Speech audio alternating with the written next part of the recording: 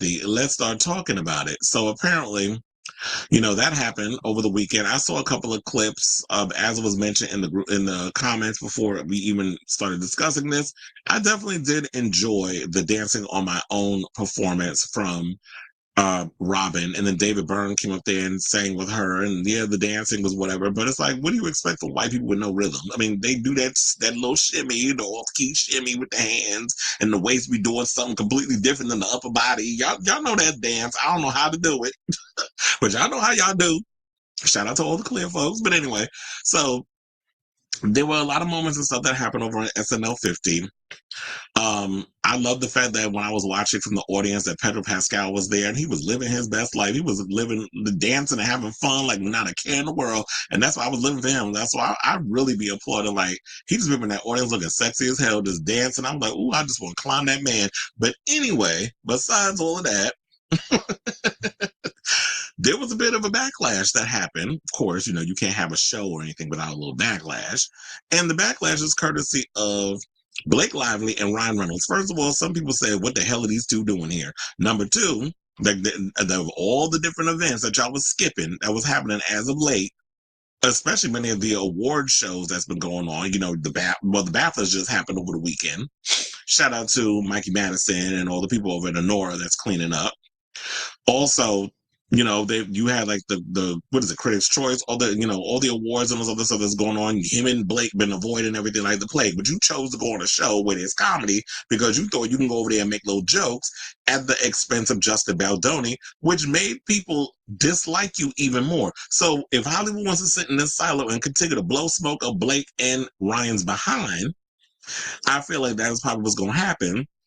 But at the end of the day, it's up to the people. Y'all going to support him post Deadpool and Wolverine? Because I don't know if we get another Deadpool movie. And outside of Deadpool, nobody, I mean, a lot of Ryan Reynolds movies pretty much bomb at the box office. And Blake also has a new movie coming out with Anna Kendrick that they decided to drag the director on. And we're going to get into all of that because he had said something on Twitter and people went in on him.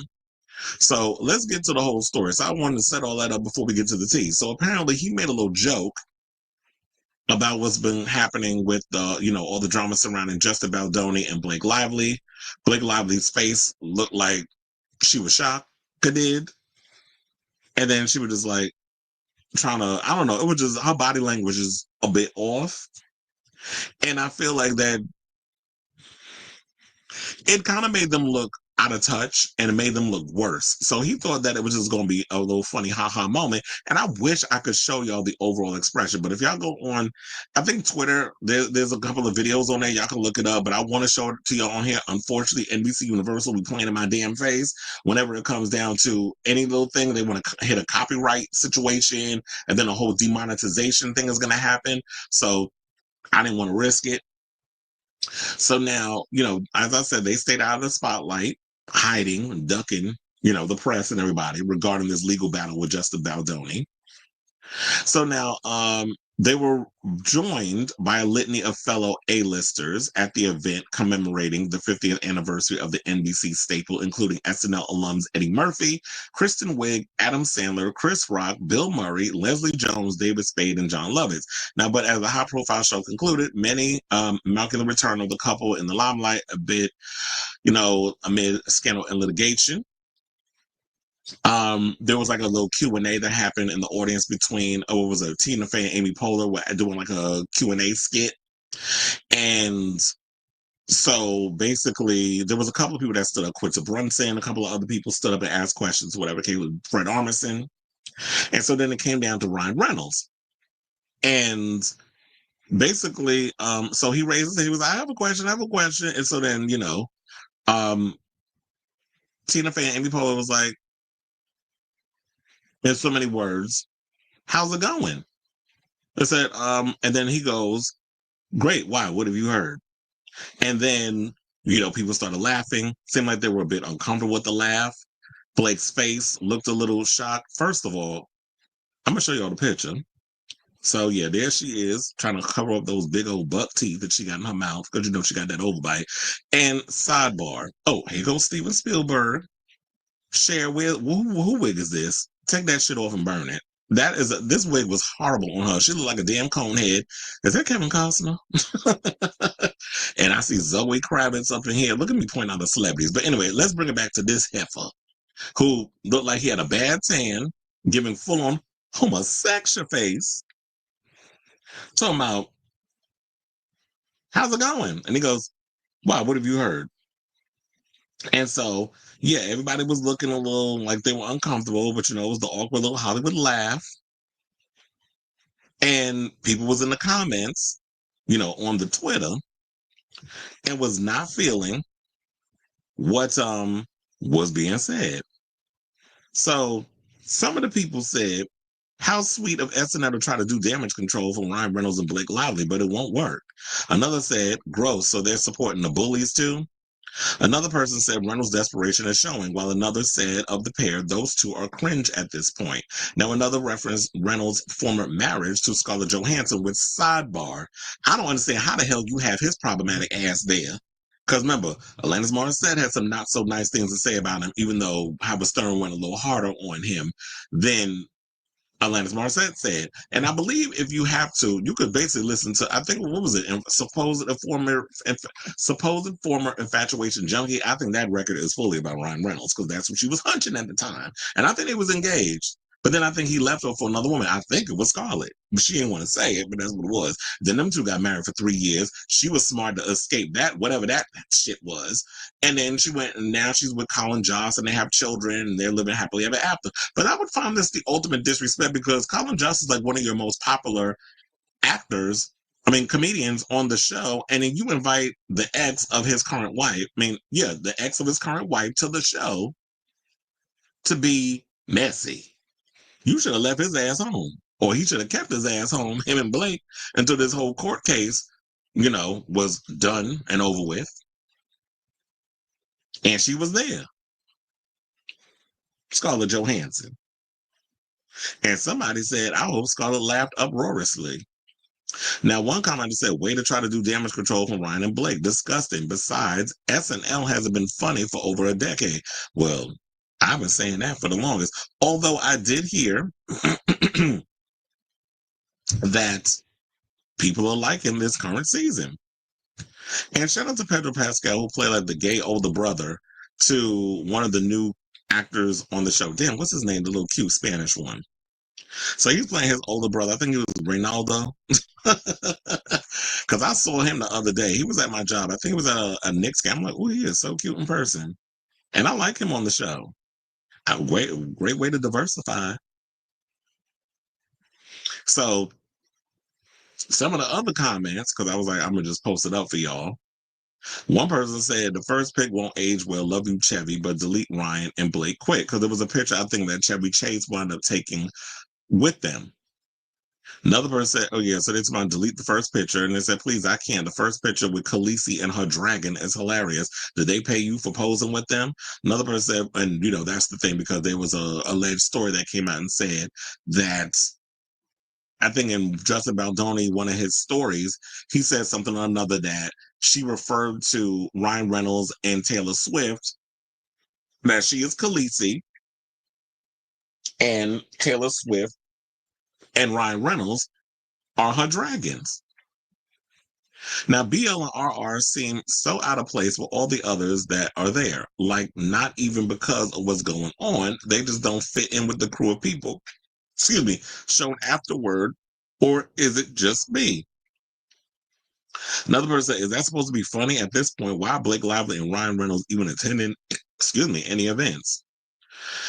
And so, yeah, there's a how sweet at SNL to try and do damage control for Ryan Reynolds and Blake Lively, but it won't work. So we already posted that. Let me be clear that Blake Lively was pretending to be shocked. Oh, to me, it's clear that Blake Lively was pretending to be shocked. What's with the funny jokes or attitudes Blake and Ryan have? They really think they can fool us into thinking it's all a big joke to them and they are above the disastrous narrative that's forming around them. But here's the thing. Ryan Reynolds is always kind of trying to present himself as this big Hollywood A-list comedian. He does that, and Will Smith does it too. There was a point where Will Smith was always seen as like, even though he was Mr., Big Willie Weekend, 4th of July was like his date until he did Wild Wild West instead of The Matrix. And then, when he came out, that movie flopped. He was always going on, you know, the VMAs and all those other shows and the movie awards and these other award shows. He would crack the jokes and all that other stuff. So that kind of became a staple. I feel like Ryan Reynolds is the same way because he's always done like, the Van Wilder, and then he would do like this shtick, which people kind of look at like you literally playing the same damn character. You're basically the equivalent of Dwayne The Rock Johnson. You play the same person in every damn movie. So, which is why it's always funny that I look at him and it's like, yeah, Deadpool, he was definitely born to play that role. But outside of that, I don't even think people could see him as anything else. So they've always done that whole joke thing. In regards to Blake, I feel like that maybe that's why she and Ryan had that connection. Only thing with her is she doesn't have that self-deprecating type of humor. Like her how do I put this? I feel like her idea of telling a joke feels like it's rooted in just mean girl shade. I feel like that's what I get from her when she tries to tell a joke because I'm like, bitch, I do not find you funny. And there's times where I'll cackle a bit at Ryan Reynolds, but he's like annoying funny instead of Marcelo Hernandez,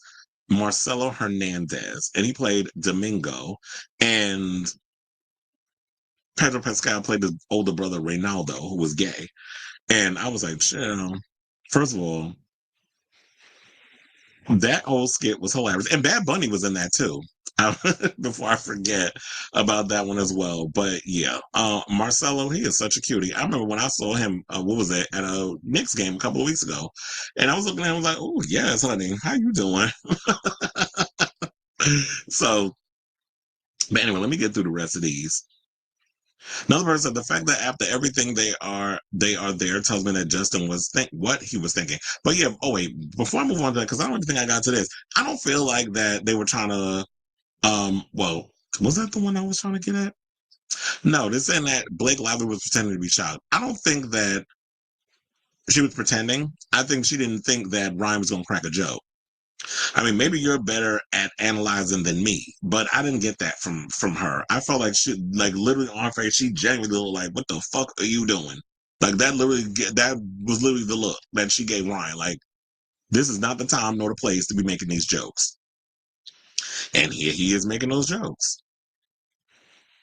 So, but then there was something. Look, we got to be positive too. So it wasn't always negative. One person said Ryan always delivers his humor. Wait, Ryan always delivers his humor is on. Oh, Ryan always delivers. Pause. His humor is on point every time. When people write, it's like, okay, a period should go there, a comma should probably go in there somewhere, and I'll be looking like, damn, am I reading this wrong? Is something going on with my eyes and my brain? Like it's going, the nerves going in my brain, and we trying to receive what I'm looking at. So, and then somebody said Blake's reaction is killing me with laughing emojis, meaning like they don't agree with the other person that said that this was probably like she knew what was going to go down. Now, I do believe that I have the other post because I gotta go and scroll down because the one thing about the Daily Mail, y'all don't write articles, they write fucking novels on that goddamn page. Like everything, like I'm like, this article do not need to be a 10-minute damn read. Can y'all just get to the point? I feel like over there at the Daily Mail, y'all get paid by the letter at this point. That's why y'all write these damn articles the way y'all be writing them. So, because I was like, where's the other thing with the Paul Feig, I think is how you say it, Feig. So yeah, they're talking about there's this movie that she's supposed to be doing or did already. They say Apple Prime Video released a promotional post for Another Simple Favor on February 5th, which Lively stars in opposite Anna Kendrick. And I don't know if y'all heard, but there were some stories going around that she and Anna Kendrick were kind of butting heads behind the scenes.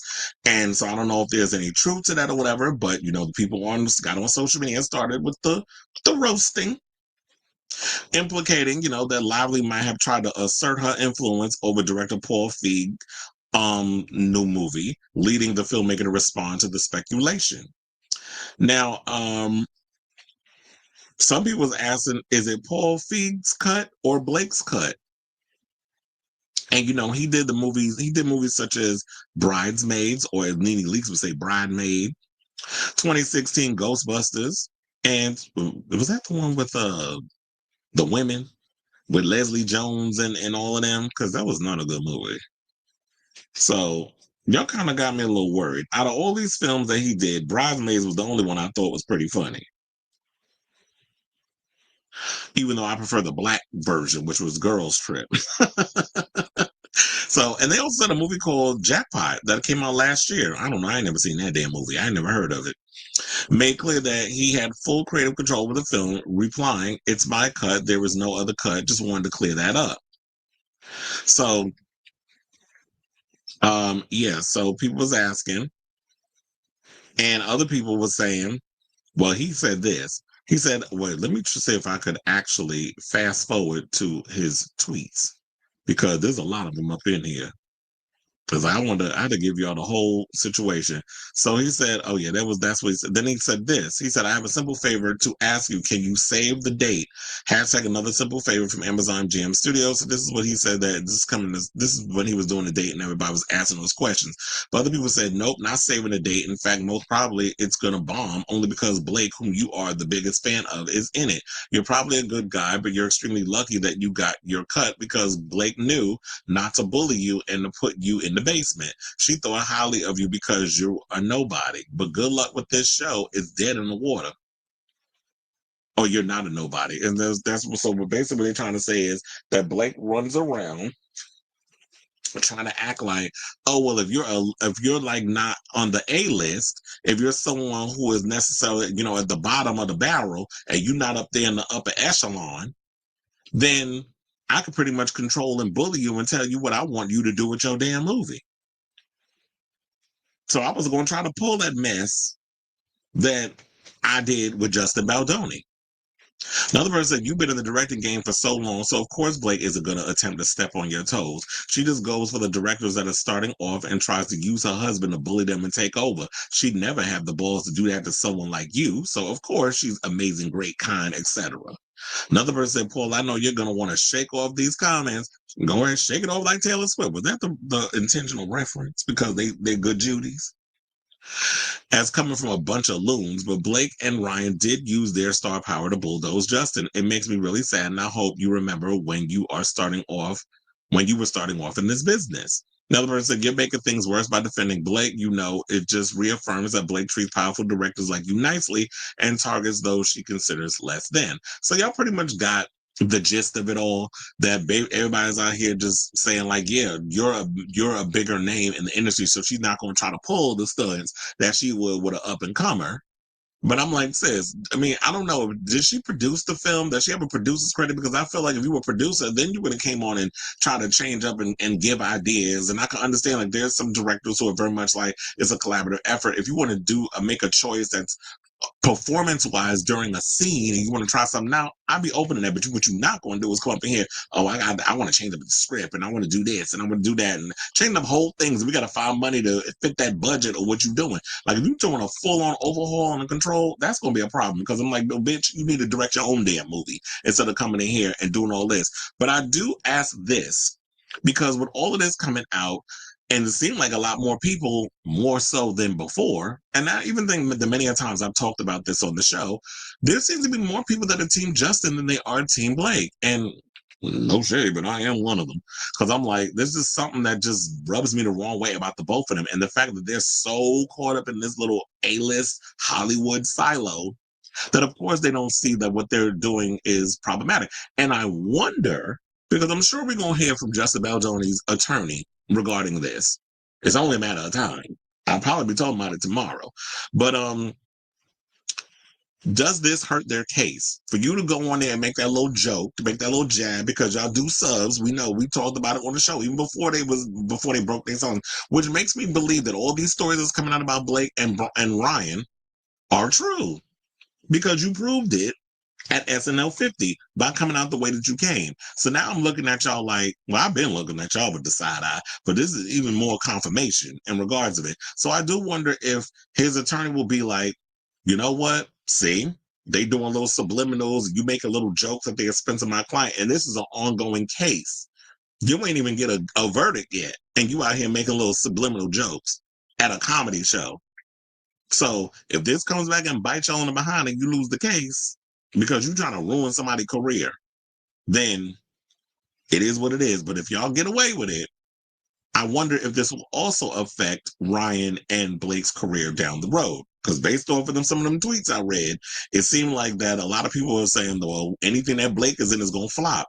Everything you did to me already done to you, in the words of Miss Seeley. And until you do right by me, everything you think about is going to fail.